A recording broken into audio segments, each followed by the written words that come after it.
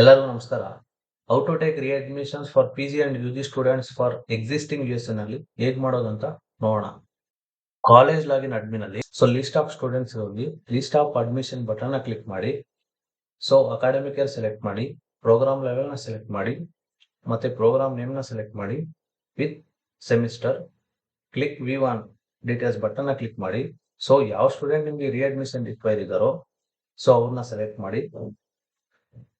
S pop-up message ಮತ್ತೆ student details ಎಲ್ಲ ಇಲ್ಲಿ ಡಿಸ್ಪ್ಲೇ ಆಗುತ್ತೆ. ಈಗ ಈ ಸ್ಟೂಡೆಂಟ್ ರಿಅಡ್ಮಿಷನ್ ರಿಕ್ವೈರ್ ಇದ್ದಾರೆ ಅಂದ್ರೆ ರಿಅಡ್ಮಿಷನ್ ರಿಕ್ವೈರ್ ಬಟನ್ ನ ಕ್ಲಿಕ್ ಮಾಡಿ. Click yes on popup message.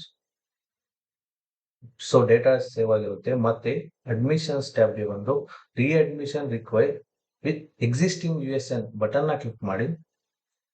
ಈಗ ಅಕಾಡೆಮಿಕ್ ಇಯರ್ ಸೆಲೆಕ್ಟ್ ಮಾಡಿ, ಪ್ರೋಗ್ರಾಮ್ ಲೆವೆಲ್ ಸೆಲೆಕ್ಟ್ ಮಾಡಿ, ಪ್ರೋಗ್ರಾಮ್ ನೇಮ್ ನ ಸೆಲೆಕ್ಟ್ ಮಾಡಿ, ಲೀವ್ ಸ್ಟೂಡೆಂಟ್ ಡೀಟೇಲ್ಸ್ ಬಟನ್ ನ ಕ್ಲಿಕ್ ಮಾಡಿ.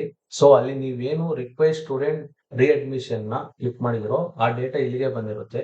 ಇಲ್ಲಿ ಕ್ಲಿಕ್ ಆನ್ ರಿಅಡ್ಮಿಟ್ ನ ಕ್ಲಿಕ್ ಮಾಡಿದ್ರೆ ಸೆಲೆಕ್ಟ್ ರಿಅಡ್ಮಿಟ್ ಅಕಾಡೆಮಿಕ್ ಇಯರ್ ಮತ್ತೆ ರಿಅಡ್ಮಿಟೆಡ್ ಸೆಮಿಸ್ಟರ್ ನ ಸೆಲೆಕ್ಟ್ ಮಾಡಿಕೊಂಡು ಸಬ್ಮಿಟ್ ಬಟನ್ ನ ಕ್ಲಿಕ್ ಮಾಡಿದ್ರೆ readmission yes click on power message. ಈಗ readmission process initiated successfully and payment link is enabled ಅಂತ ಡಿಸ್ಪ್ಲೇ ಆಗುತ್ತೆ. Thank you.